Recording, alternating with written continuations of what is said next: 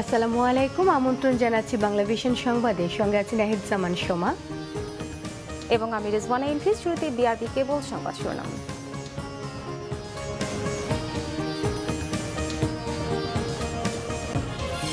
দুর্নীতিতে বিশ্বে 13তম অবস্থানে বাংলাদেশ, রিপোর্ট ট্রান্সপারেন্সি ইন্টারন্যাশনালের। সুনির্দিষ্ট তথ্য প্রমাণ নেই, দাবি দুদক চেয়ারম্যানের। অর্থ পাচার রোধে বেড়েছে নজরদারি, জানিয়েছেন পরিকল্পনা মন্ত্রী। পাচারের পথ ও অবৈধ আয়ের সুযোগ বন্ধের তাগিদ বিশেষজ্ঞদের। সংসদ অধিবেশনের প্রতিবাদে কাল বিএনপির মানববন্ধন। ঐক্যফ্রন্টে নির্বাচিতদের যোগদানের আহ্বান নাসিমের, বললেন প্রয়োজনে বিরোধী দলের ভূমিকা নেবে 14 দলের শরিকরা।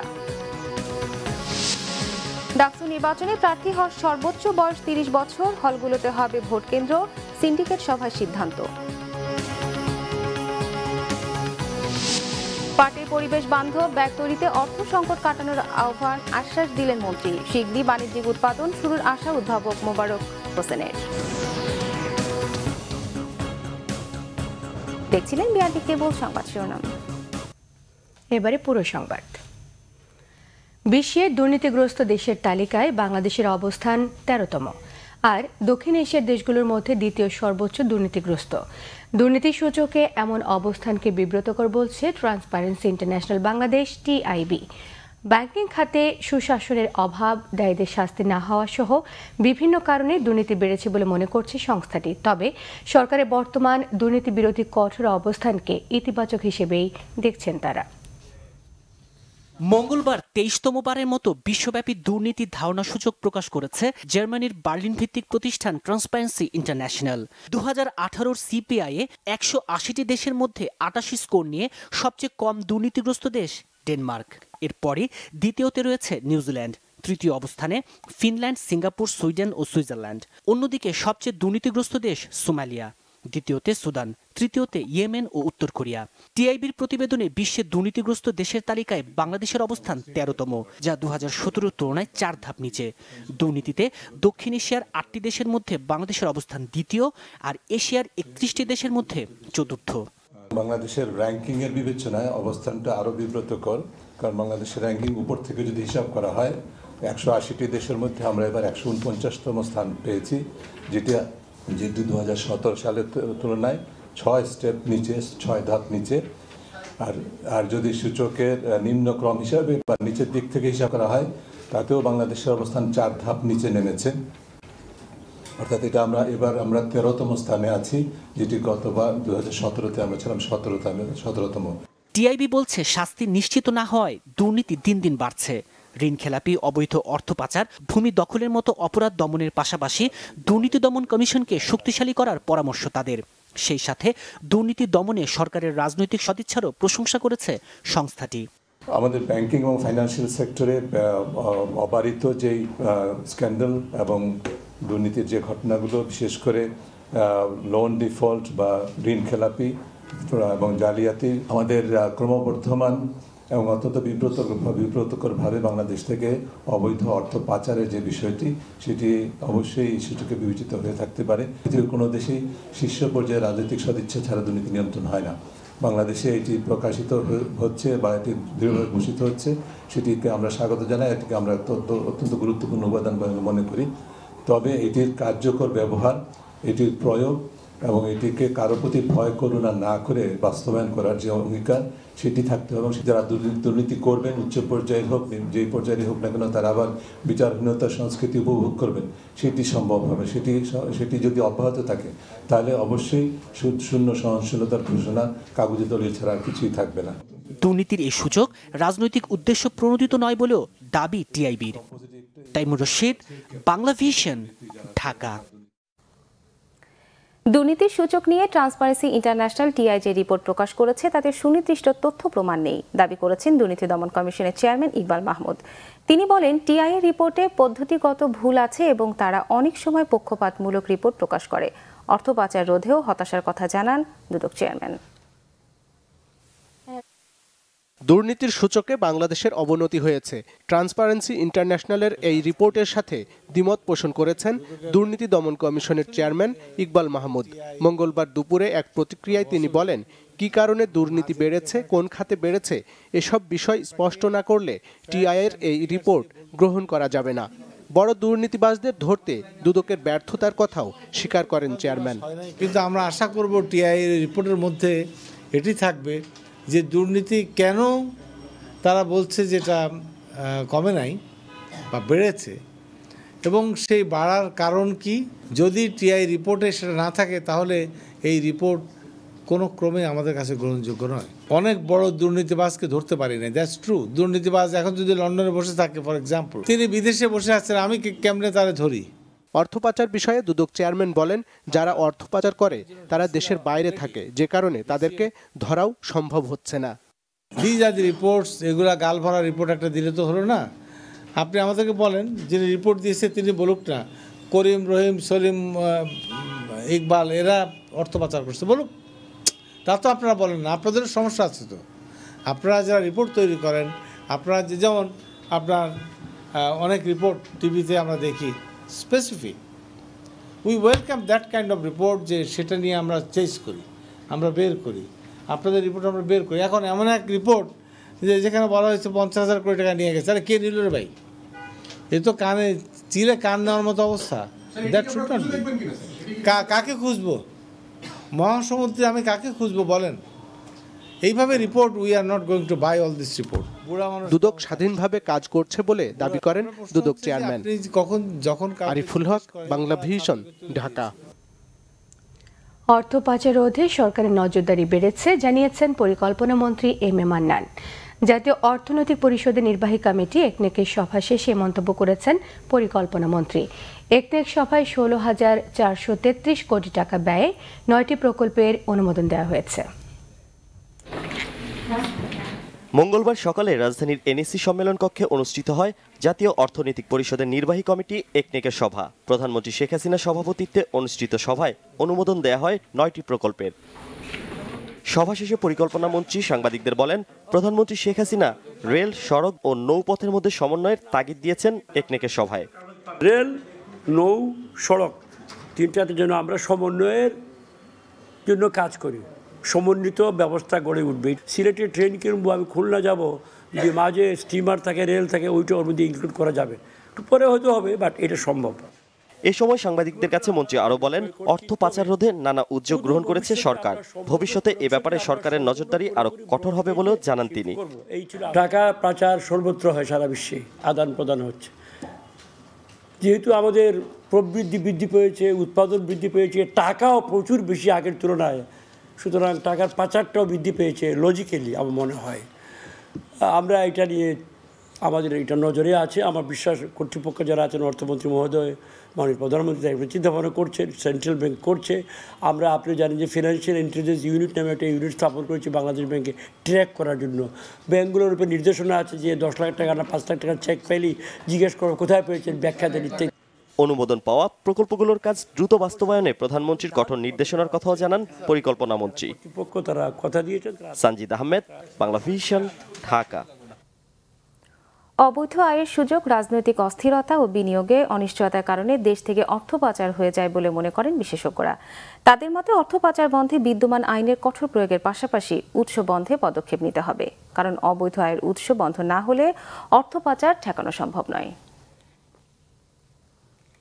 বাংলাদেশ থেকে 2015 সালে প্রায় 50,000 কোটি টাকা পাচার হওয়ার তথ্য দিয়েছে যুক্তরাষ্ট্রের গবেষণা প্রতিষ্ঠান গ্লোবাল ফাইন্যান্সিয়াল ইন্টিগ্রিটি GFI। সংস্থাটির প্রতিবেদন অনুযায়ী আন্তর্জাতিক বাণিজ্যের মাধ্যমে বাংলাদেশ থেকে 2015 সালে $590 কোটি পাচার হয়েছে টাকার হিসাবে, যা প্রায় 50,000 কোটি। 2014 সালে দেশ থেকে $911 কোটি পাচার হয়েছিল বলেও জানানো হয়েছিল সংস্থাটির গত বছরের প্রতিবেদনে। অর্থ পাচার প্রসঙ্গে পলিসি রিসার্চ ইনস্টিটিউটের নির্বাহী পরিচালক আহসান এইচ মনসুর বলেন, সমাজে প্রতিষ্ঠিত প্রায় সবারই ছেলেমেয়ে দেশের বাইরে থাকে। এ কারণে বেশিরভাগই দেশের বাইরে সম্পদ নিতে বেশি আগ্রহী। তার মতে পরিবেশ এমন করতে হবে যেন কেউ দেশের বাইরে অর্থ নিতে না চায়। পাচারের অর্থটা কোথা থেকে আসছে, অর্থাৎ corruption, political abuse and making মানি, এই দুটো একটা বড় কারণ। আরেকটা হচ্ছে যে এই ভবিষ্যৎ, সন্তানদের ভবিষ্যৎ, দেশের ভবিষ্যতের সাথে জড়িত। দেশ যদি উন্নতি করে, দেশ যদি স্টেবল হয়, দেশে যদি সুশাসন এবং ব্যক্তি অধিকার, সম্পদের নিরাপত্তা এগুলো যদি বিধান প্রবিধান করা যায়, তাহলে কিন্তু এই সমস্যাগুলো মিটে যায়। টাকা পাচার হয় সেটাই, যেটা এখানে বিনিয়োগ করতে সে চায় না বা পারে না, বা দেওয়া নাই বা পরিবেশ নাই। এটা একটা প্রথম লক্ষণ টাকা পাচার হওয়ার।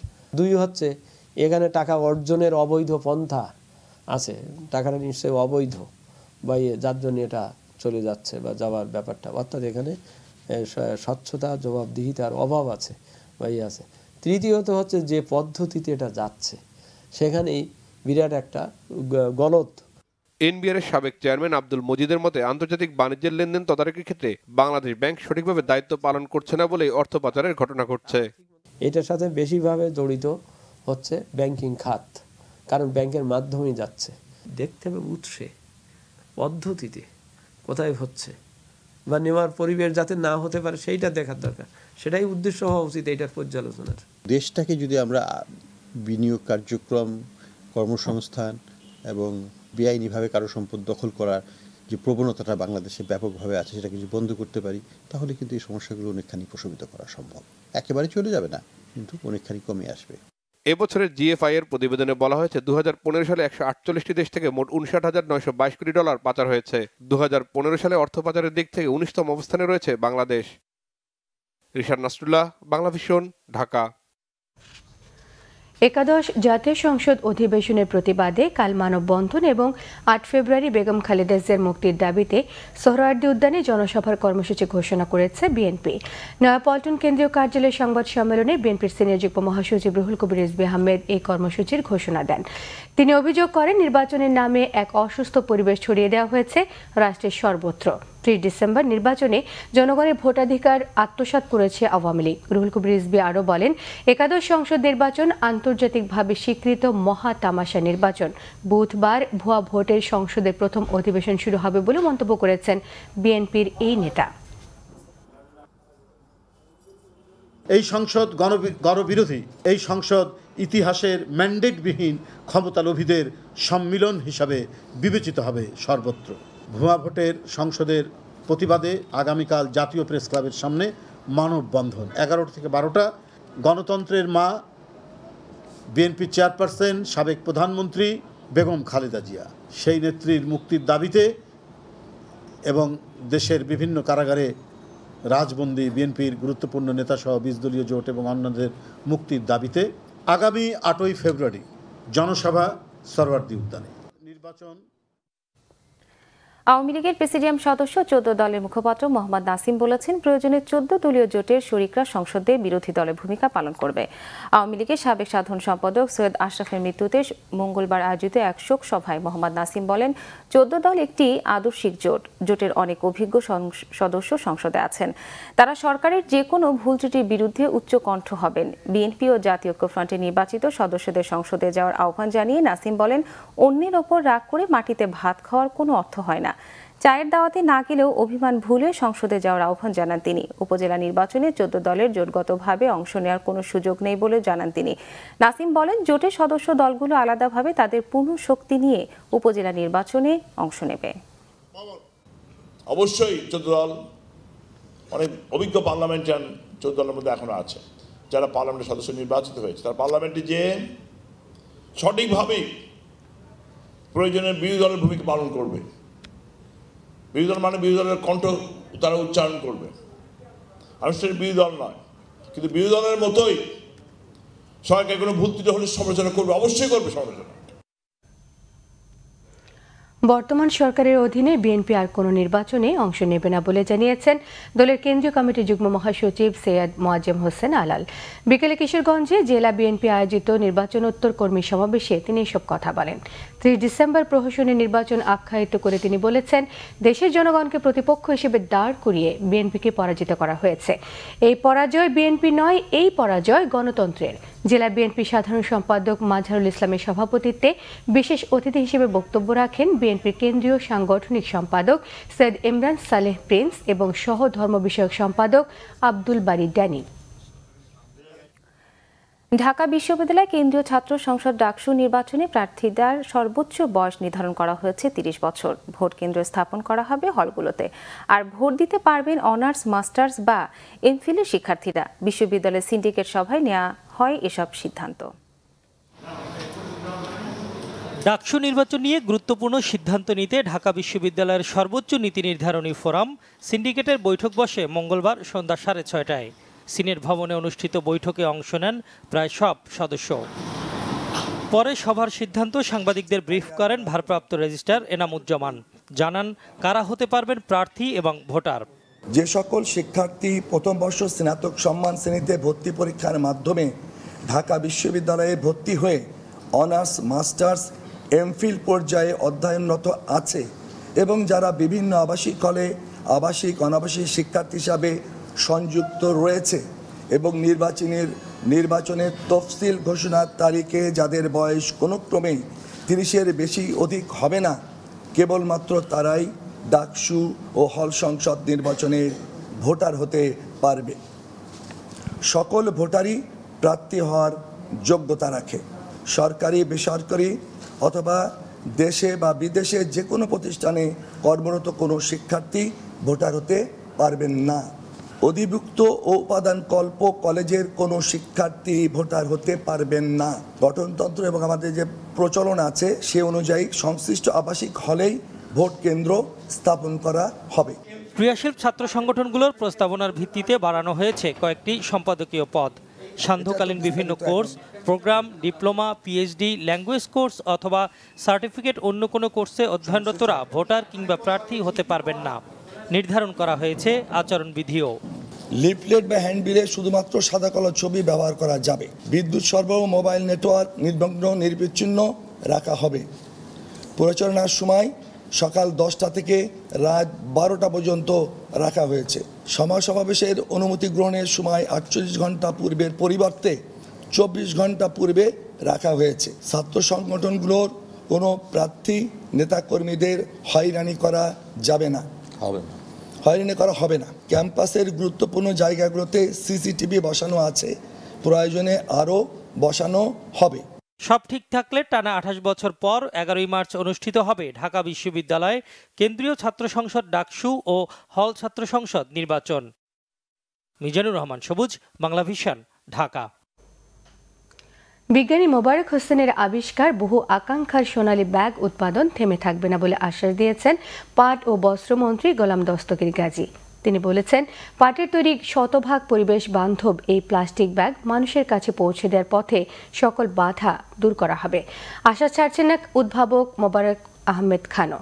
অর্থ সংকট কেটে গেলে শিগগিরই এই ব্যাগের বাণিজ্যিক উৎপাদনের অপেক্ষা তার। ম্যানুয়াল হলেও ঘুরছে মেশিন, বেরিয়ে আসছে পাটের তৈরি সোনালী ব্যাগের উপাদান। দেখতে পলিথিনের মতো হলেও এতে নেই পলিথিনের কোনো উপাদান। পাট থেকে কিভাবে সম্ভব এমন ব্যাগ? প্রক্রিয়াই বা কী? প্রশ্ন আসতে পারে যে কারো মনেই। আমরা প্রথমে জুট কেটেছি না, যেটা ওয়েস্টেজ, ওয়েস্টেজটাকে প্রথমে আমরা ব্লিচ করে নিই। ব্লিচ জুট থেকে তারপরে আমরা সেলুলোজ আহরণ করি। সেলুলোজটাকে আমরা ওয়াটার সলিউবল ফর্মে নেই, পানিতে দ্রবণীয় সেলুলোজ তৈরি হলো। এইটাকে আমরা পরিমিত পরিমাণে বায়োডিগ্রেডেবল বাইন্ডার মিশিয়ে আমরা এই সলিউশনটা তৈরি করি। এই সলিউশনটা মেশিনের মাধ্যমে আমরা শীট পাই। ফাইনাল প্রোডাক্ট হিসেবে এই ব্যাগটা শেষ পর্যন্ত আসে আর কি। এইটাই হলো সোনালী ব্যাগ। বিশ্বে এই পদ্ধতির আবিষ্কার বাংলাদেশেই প্রথম। আবিষ্কারকও বাংলাদেশেরই।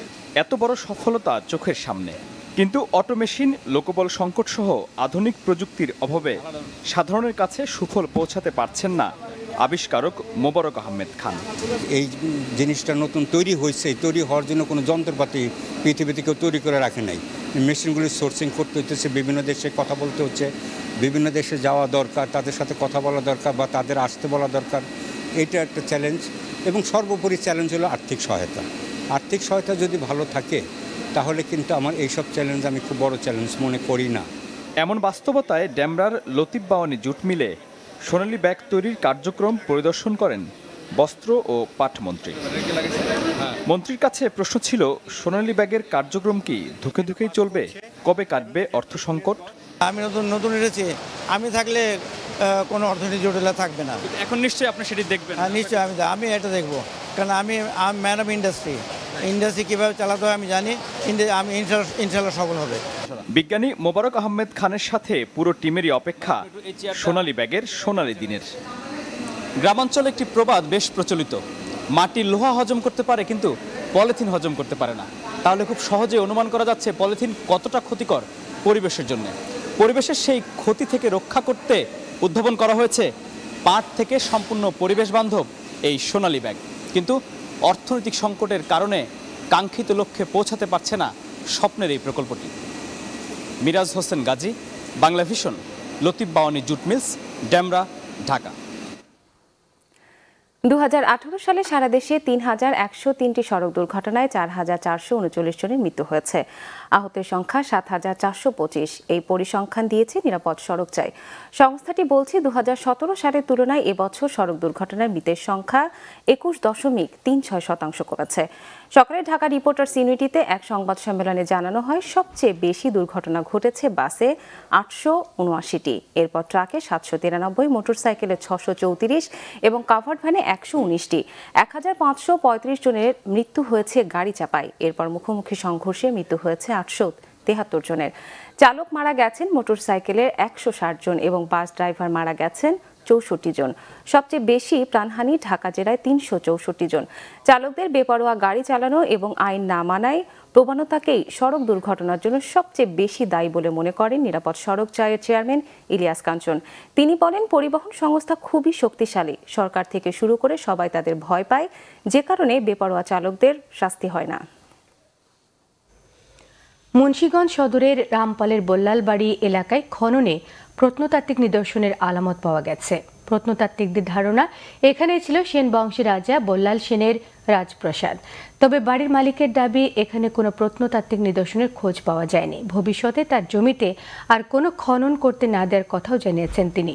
তবে জাহাঙ্গীরনগর বিশ্ববিদ্যালয়ের প্রত্নতত্ত্ব বিভাগের অধ্যাপক সুফি মোস্তাফিজুর রহমান জানিয়েছেন, প্রাপ্ত প্রাচীন নিদর্শনগুলো আরও পরীক্ষা করে সময়কাল জানার পর নেওয়া হবে পরবর্তী উদ্যোগ। পাল রাজবংশ ও বৌদ্ধ রাজত্ব নিঃশেষ করে বাংলায় সনাতন ধর্ম পুনঃস্থাপন করেছিলেন সেন বংশের দ্বিতীয় রাজা বল্লাল সেন। একাদশ শতকে বঙ্গের সমাজ সংস্কারক ও বিশেষ করে কৌলিন্য প্রথার প্রবর্তনকারী হিসেবেও পরিচিত তিনি। একাধারে পণ্ডিত ও লেখক বল্লাল সেনের উল্লেখযোগ্য রচনা দানসাগর ও অদ্ভুত সাগর। সেই বল্লাল সেনের রাজপ্রাসাদের হদিস মিলেছে মুন্সিগঞ্জে, এমনই ধারণা প্রত্নতত্ত্ববিদদের। মুন্সিগঞ্জ সদরের রামপালের বল্লাল বাড়ি, এখানেই পরীক্ষামূলক খননে মিলেছে কিছু ইটের টুকরো ও মৃৎপাথরের অংশবিশেষ। এসব একাদশ শতকের বল্লাল সেনের রাজত্বের সময়ের নিদর্শন হতে পারে বলে ধারণা প্রত্নতাত্ত্বিকদের। তবে এ দাবি নাকচ করে বাড়িটির বর্তমান মালিক বলছেন, এখানে পুরনো দিনের বিভিন্ন নিদর্শন মিললেও এটি বল্লাল সেনের রাজপ্রাসাদ হতে পারে না। ক্যামেরা যে ছবি উড়ে হারে উড়িতেছে, পাইতেছে চারা, ভাঙা চারা আছে না, ছোট চারা, এইগুলি ভুয়া চারা দেখে বলে নিয়ে এই তারপরে বোঝা ছুঁয়ে গেছে। জমিনের আমার নিজের খরিদ করা জমি লেখছে সরকারের খাওয়ার জমি। এটা কি আমি কেন আমি ক্ষুদ্র জমি আর হবে না। গবেষণার বিষয় ঠিক আছে, কিন্তু এটা কি গবেষণা আসলো যেন কোনো কিছু গতা কইরা কিছু না পেয়ে বলতেছে পাইছি। তবে ভিন্নমত এলাকাবাসীর। সেন আমলে বিক্রমপুর ছিল বাংলার রাজধানী, বাড়িটিও বল্লাল বাড়ি নামে পরিচিত। এইটা বল্লাল সেনের দিকে, এরপর এমুরাইয়া হের বাড়ির লগে একটা পুষ্কুনি আছে গোল, বুঝলেন? এই পুষ্কুনিটা এই বল্লাল সেনের, এর লগে একটা কুঠা করছে মাটির তলে, এটা অর্ধেক গাঁথা অর্ধেক উঁচা। বল্লাল সেনের একটা ঐতিহ্য দেখা গেছে, মানুষ বিভিন্ন জায়গা থেকে ঘুরতে আসবো। যেখানে পরীক্ষামূলক খনন করা হয়েছিল তার পাশেই রয়েছে পরীক্ষা। জাহাঙ্গীরনগর বিশ্ববিদ্যালয়ের প্রত্নতত্ত্ব বিভাগের অধ্যাপক সুফি মোস্তাফিজুর রহমান জানালেন, বল্লাল সেনের রাজপ্রাসাদের চারদিকে ছিল 60 মিটার প্রশস্ত একটি পরীক্ষা বা খাল, যা তৈরি হয়েছিল শত্রুর আকস্মিক আক্রমণ থেকে রক্ষার জন্য। পরীক্ষামূলক খনন করেছি এবং আমরা সেই প্রাচীন ইট, পাথর, মৃৎপাত্রের টুকরা, চাইনিজ পোর্সিলিন সবই পেয়েছি। আর বড় আকারে খনন করলে বড় আকারে রাজধানীর যে চরিত্র সেগুলি বেরিয়ে আসতে থাকবে। তো আমরা চারকোল সংগ্রহ করেছি, যেটা আমেরিকায় বেটাতে পাঠাবো, তারিখ নির্ণয় আসবে। তারিখ নির্ণয় হওয়ার পর যদি 11-12 শতক মিলে যায় তাহলে ম্যাচ বল্লাল সেন। ওখানে অনেক জায়গা এখনো ফাঁকা আছে, খালি আছে। ওই ফাঁকা জায়গাগুলো যদি গবেষণা করি তা আগামী 50 বছর কাজ করা যাবে। আমাদের যেটা নেই সেটা হলো মানসিকতার, না স্থানীয় মানুষের, না প্রশাসনের, না সরকারের যে হেরিটেজ সংরক্ষণ করা দরকার। গবেষণা ও খননের মাধ্যমে বল্লাল সেনের রাজপ্রাসাদ পুনরুদ্ধার সম্ভব হলে সেন বংশের ইতিহাস ও 1000 বছর আগের বিক্রমপুরের ইতিহাস বাংলাদেশের ইতিহাসকে আরও সমৃদ্ধ করবে বলে ধারণা প্রত্নতাত্ত্বিকদের। শারমিন ইব্রাহিম, বাংলা ভিশন, রামপাল, মুন্সিগঞ্জ। নিচ্ছি সিবিসিটাল সংবাদ বিরতি, সঙ্গেই থাকুন, ফিরে এসে যা থাকছে। বাংলাদেশের বিরুদ্ধে মিথ্যে তথ্য ছড়ানোর অভিযোগে ঢাকায় ইয়াঙ্গুনের রাষ্ট্রদূতকে তলব, মিয়ানমারের সেনাবাহিনীর প্রভাব কমাতে প্রস্তাব পাস। নিরাপদ বিমান ভ্রমণ নিশ্চিতে পাইলটের মানসিক অবস্থাও পর্যবেক্ষণে রাখা জরুরি, সুপারিশ বিশেষজ্ঞদের।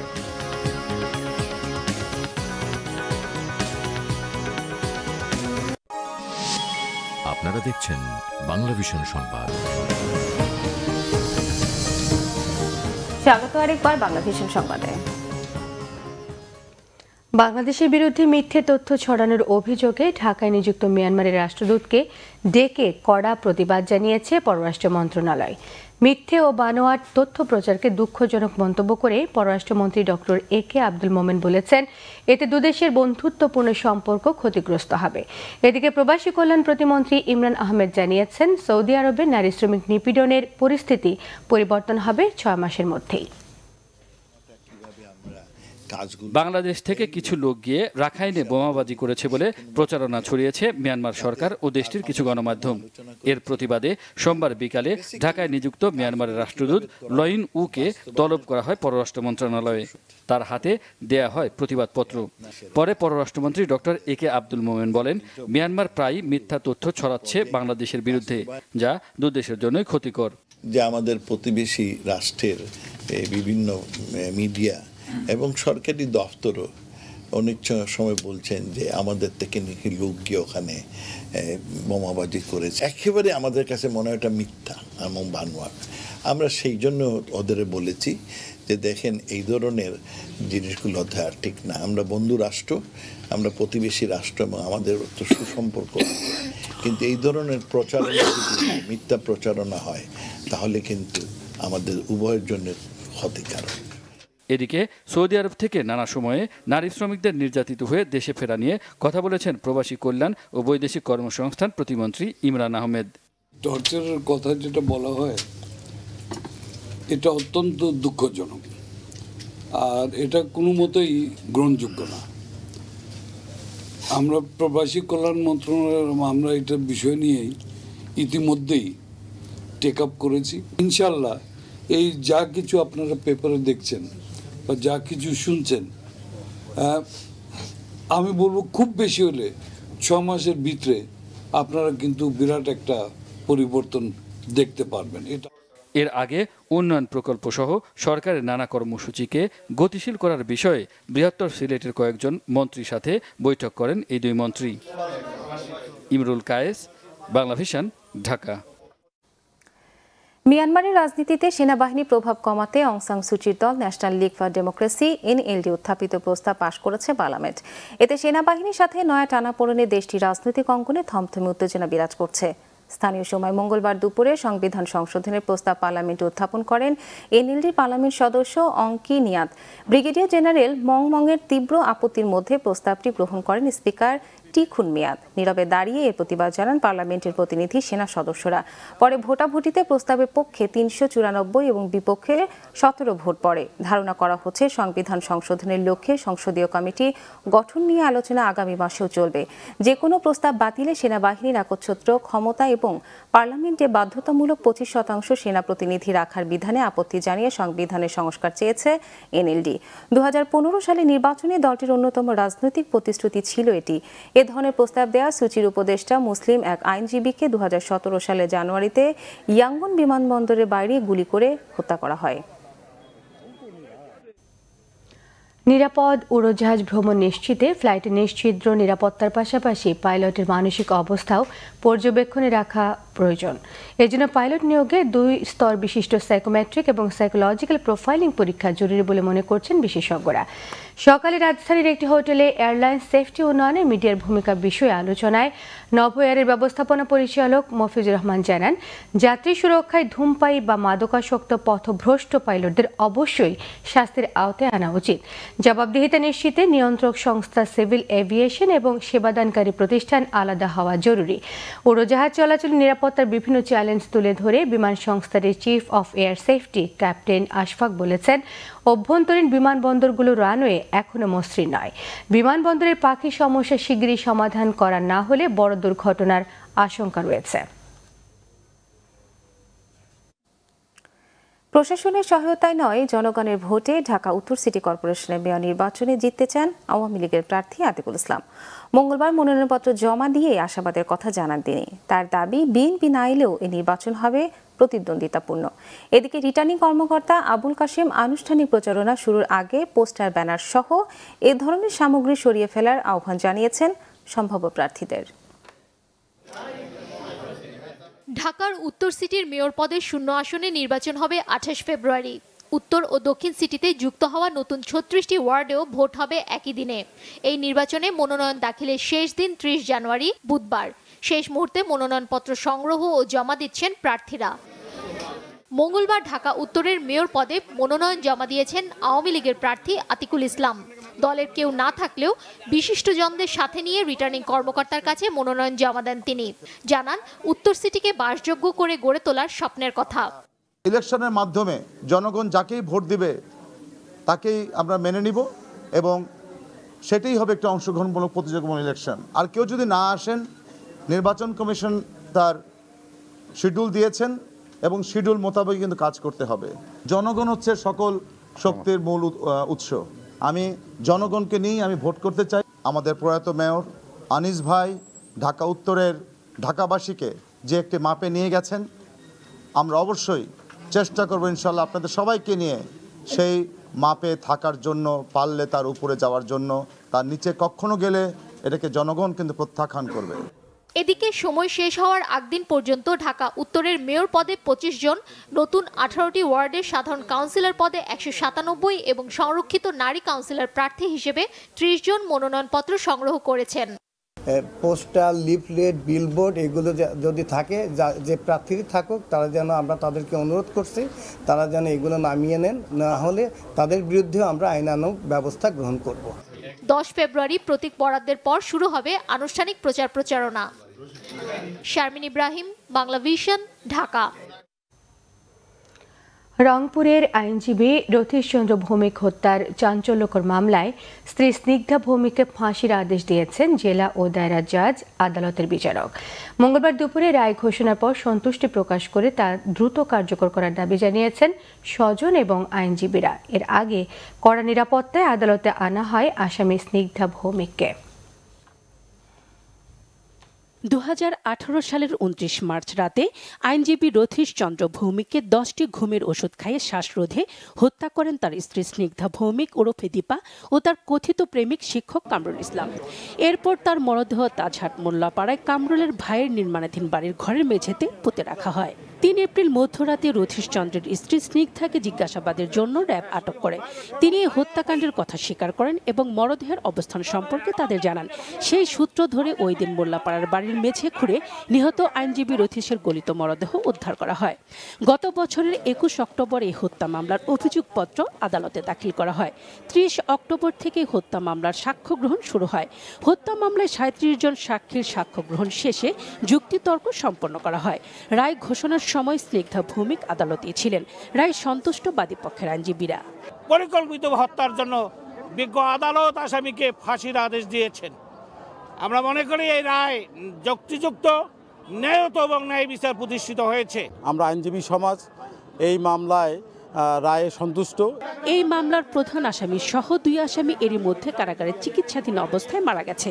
প্রধান আসামি কামরুল ইসলাম বন্দী থাকা অবস্থায় মারা যায় গত বছরের 10 নভেম্বর। অপর আসামি নিহত আইনজীবীর সহকারী মিলন মোহন্ত গত বছরের 13 এপ্রিল কারাগারে চিকিৎসাধীন অবস্থায় মারা যায়। 2 শিশুকে চার্জশিট থেকে বাদ দেয় পুলিশ। এই হত্যা মামলার বাদী নিহত আইনজীবীর ছোট ভাই সুশান্ত ভৌমিক ও তার ভাইয়ের হত্যা মামলার রায়ে সন্তোষ প্রকাশ করে রায় দ্রুত কার্যকরের দাবি জানান। একটা মধ্যমণি ছিল, আমাদের পরিবারের মাথা ছিল, আমরা কখনোই তার কথার উপরে আমরা কোনো কথা বলিনি, সে কারণেই রায়ে খুশি। আমি আশা করব যাতে এই রায় অনতিবিলম্বে কার্যকর হয়। রথীশ চন্দ্র রংপুর জেলা আওয়ামী লীগের আইন বিষয়ক সম্পাদক ও জেলা আইনজীবী সমিতির সহসাধারণ সম্পাদক ছিলেন। Morsheda Rasel, Bangla vision, news desk. Chittagong মহানগরীতে গুলিতে একজন নিহত হয়েছে। পুলিশের দাবি নিহত শাহাবুদ্দিন গণধর্ষণ মামলার আসামি। এ ঘটনায় গ্রেফতার হয়েছে আরও একজন। ভোরে ফিরিঙ্গি বাজারের মেরিনার্স রোডে ঘটনা ঘটে। পুলিশ জানায় গেল শনিবার এক ছাত্রীকে তুলে নিয়ে ধর্ষণের অভিযোগ পায় পুলিশ। সোমবারও ওই মেয়েটিকে আবার তুলে নেওয়ার চেষ্টা করা হয়। বিষয়টি জানতে পেরে পুলিশ চকবাজারের ডিসি রোড এলাকায় অভিযান চালিয়ে শ্যামলকে গ্রেফতার করে। তার দেয়া তথ্যে শাহাবুদ্দিনকে ধরতে ফিরিঙ্গি বাজারে গেলে সেখানে পুলিশের সাথে গোলাগুলিতে শাহাবুদ্দিন নিহত হন। নিহত শাহাবুদ্দিন এবং গ্রেফতার শ্যামল দে দুজনই গাড়ি চালক। এবারে আরো কিছু খবর নিয়ে থাকছে একটি ডেস্ক রিপোর্ট। দুর্যোগ ব্যবস্থাপনা ও ত্রাণ প্রতিমন্ত্রী ডাক্তার মোহাম্মদ এনামুর রহমান বলেছেন, সরকার রোহিঙ্গাদের প্রত্যাবাসনে আন্তরিকভাবে কাজ করছে। একটি দেশ থেকে বিতাড়িতদের আশ্রিত দেশ থেকেও বিতরণ করা হলে এটা হবে চরম অমানবিক। কক্সবাজারের রুখিয়ায় দুপুরে রোহিঙ্গা ক্যাম্পে একটি বেসরকারি সংস্থার নির্মিত পয়ঃবর্জ্য পরিশোধন প্লান্টের উদ্বোধন অনুষ্ঠানে ডাক্তার এনাম এসব কথা বলেন। পরিবেশ, বন ও জলবায়ু পরিবর্তন মন্ত্রী মোহাম্মদ শাহাবুদ্দিন বলেছেন, জলবায়ু পরিবর্তনের ঝুঁকি মোকাবেলায় সরকারের নেওয়া কার্যক্রম বিশ্বব্যাপী প্রশংসিত হয়েছে। Bangladesh climate change trust fund তারই একটি উৎকৃষ্ট উদাহরণ। রাজধানীর মহাখালীতে পুরাতন বনভবনে বাংলাদেশ ক্লাইমেট চেঞ্জ ট্রাস্ট ফান্ডের কর্মকর্তাদের সাথে মতবিনিময়ের সময় তিনি এসব কথা বলেন। সভায় পরিবেশ, বন ও জলবায়ু পরিবর্তন উপমন্ত্রী হাবিবুন নাহার, পরিবেশ সচিব আব্দুল্লাহ আল মোহসিন চৌধুরীও বক্তব্য রাখেন। মোবাইল অ্যাপ্লিকেশন প্ল্যাটফর্মের উদ্বোধন করল রবি 10 মিনিট স্কুল। দেশের সব প্রান্তের শিক্ষার্থীদের কাছে মানসম্মত শিক্ষামূলক কন্টেন্ট পৌঁছে দিতে এই অ্যাপটি চালু করা হয়েছে। এর উদ্বোধন করেন প্রধান অতিথি তথ্য ও যোগাযোগ প্রযুক্তি প্রতিমন্ত্রী জুনায়েদ আহমেদ পলক। এ সময় রবির managing director and CEO Mahtabuddin Ahmed, head of corporate and regulatory affairs Shahed Alam, media communication and সাস্টেনেবিলিটির ভাইস প্রেসিডেন্ট ইকরাম কবির এবং রবি 10 মিনিট স্কুলের প্রতিষ্ঠাতা ও সিইও আইমান সাদিক উপস্থিত ছিলেন। সৌদি আরব মদিনা জেলা যুবলীগের সহসভাপতি রাশেদ জিকরার উদ্যোগে বেগমগঞ্জে সংবর্ধনা ও মেজবানের আয়োজন করা হয়েছে। অনুষ্ঠানে উপস্থিত ছিলেন নোয়াখালী বেগমগঞ্জ 3 আসনের সংসদ সদস্য মামুনুর রশিদ কিরণ, মোহাম্মদ উল্লাহ, নূর হোসেন মাসুদ, মাসুদ আলিম, মোস্তাফিজুর রহমান সেলিম, মাসুম রাকিব, টিটু। বাংলাদেশ মানবাধিকার কমিশনের সেক্রেটারি জেনারেল মুক্তিযোদ্ধা ডক্টর সাইফুল ইসলাম দিলদারের সাথে মতবিনিময় করেছেন মানবাধিকার কমিশন চট্টগ্রাম শাখার ডেপুটি গভর্নর আমিনুল হক বাবুর নেতৃত্বে মানবাধিকার নেতারা। বক্তারা 16 ফেব্রুয়ারি মানবাধিকার সম্মেলন সফল করতে সকলের প্রতি আহ্বান জানান। সভায় অন্যান্যের মধ্যে উপস্থিত ছিলেন বিএইচআরসির বগুড়া অঞ্চলের সমন্বয়কারী মোহাম্মদ রফিকুল ইসলাম, বগুড়া জেলা শাখার সাধারণ সম্পাদক সোহেল আহমেদ, বিএইচআরসির সহকারী পরিচালক জাহানারা আক্তার। চট্টগ্রাম সাতকানিয়ায় মির্জাখিল আদর্শ বালিকা উচ্চ বিদ্যালয় ও চৌধুরীপাড়া সরকারি প্রাথমিক বিদ্যালয়ের উদ্যোগে এসএসসি পরীক্ষার্থীদের বিদায় সংবর্ধনা, নবীন বরণ ও বার্ষিক পুরস্কার বিতরণী অনুষ্ঠান হয়েছে। অনুষ্ঠানে সভাপতিত্ব করেন মির্জাখিল আদর্শ বালিকা উচ্চ বিদ্যালয়ের প্রধান শিক্ষক সুমন কান্তি বড়ুয়া। শ্রীদুল কান্তি দাসের সঞ্চালনায় এতে প্রধান অতিথি ছিলেন advocate Atiqullah Chowdhury. Bangla vision news desk. আবারও নিচ্ছি সিবিসি টাইল সংবাদ বিরতি। সাথেই থাকুন, ফিরে এসে যা থাকছে। পশ্চিমবঙ্গের হুগলিতে আত্মগোপনে থাকা জেএমবি সন্দেহভাজন 2 সদস্য গ্রেফতার।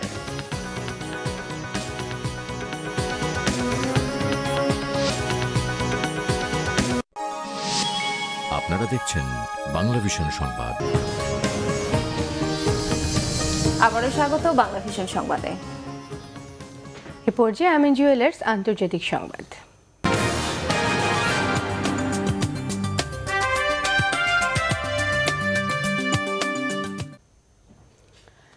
পশ্চিমবঙ্গের হুগলি জেলার আরামবাগ থেকে গ্রেফতার করা হয়েছে বাংলাদেশে নিষিদ্ধ ঘোষিত জঙ্গি সংগঠন জামাতুল মুজাহিদিনের সন্দেহভাজন 2 সদস্যকে। হাবিবুর রহমান ওরফে সাজ্জাদ এবং কদর গাজী নামের 2 জেএমবি সদস্যই বর্ধমানের খাগড়াগড় বিস্ফোরণে জড়িত বলে সন্দেহ করা হচ্ছে। আরামবাগ পুলিশকে সঙ্গে নিয়ে সোমবার রাতে আরামবাগের ডঙ্গল এলাকায় অভিযান চালিয়ে তাদের গ্রেফতার করে ভারতের কেন্দ্রীয় তদন্তকারী সংস্থা NIA। 2014 সালে বর্ধমানের খাগড়াগড়ের একটি বাড়িতে বিস্ফোরণে মৃত্যু হয় শাকিল গাজী এবং করিম শেখ নামে 2 সন্দেহভাজন ব্যক্তি। ঘটনার তদন্তে নেমে ওই ঘটনায় জেএমবি যোগ সাজসের বিষয়টি জানতে পারে তদন্তকারীরা। ওই বিস্ফোরণের ঘটনায় মূল অভিযুক্ত কৌসরকে কয়েক মাস আগে গ্রেফতার করেছিল NIA। কারাগারে বন্দী কৌসরকে জিজ্ঞাসাবাদের পর এই 2 জঙ্গিকে আটক করা হয়েছে। বীরভূমের বাসিন্দা এই 2 জেএমবি সদস্যই গেল প্রায় 1 বছর ধরে সেখানে। বিআরবি কেবল সংবাদ শিরোনামগুলো আরও একবার জানিয়ে দেয়া। দুর্নীতিতে বিশ্বের 13তম অবস্থানে বাংলাদেশ, রিপোর্ট ট্রান্সপারেন্সি ইন্টারন্যাশনালের। সুনির্দিষ্ট তথ্য প্রমাণ নেই, দাবি দুদক চেয়ারম্যানের। অর্থ পাচার রোধে বেড়েছে নজরদারি, জানিয়েছেন পরিকল্পনা মন্ত্রী। পাচারের পথ ও অবৈধ আয়ের সুযোগ বন্ধের তাগিদ বিশেষজ্ঞদের। সংসদ অধিবেশনের প্রতিবাদে কাল বিএনপির মানববন্ধন। ঐক্যফ্রন্টে নির্বাচিতদের যোগদানের আহ্বান নাসিমের, বলেছেন প্রয়োজনে বিরোধী দলের ভূমিকা নেবে 14 দলের শরিকরা। ডাকসু নির্বাচনে প্রার্থী হওয়ার সর্বোচ্চ বয়স 30 বছর, হলগুলোতে হবে ভোট কেন্দ্র, সিন্ডিকেট সভায় সিদ্ধান্ত। পার্টির পরিবেশ বান্ধব ব্যাগ তৈরিতে অর্থ সংকট কাটানোর আশ্বাস দিয়েছেন মন্ত্রী। শিগগিরই বাণিজ্যিক উৎপাদন শুরুর আশা উদ্ভাবক মোবারক খানের। এই ছিল এখনকার মতো। পরের সংবাদ রাত 1:30টায় দেখার আমন্ত্রণ রইল। এছাড়া ফেসবুকে বাংলাভিশন সংবাদ সরাসরি দেখতে লগইন করতে পারেন facebook.com/বাংলাভিশন। এতক্ষণ সঙ্গে থাকার জন্য ধন্যবাদ সবাইকে। ধন্যবাদ।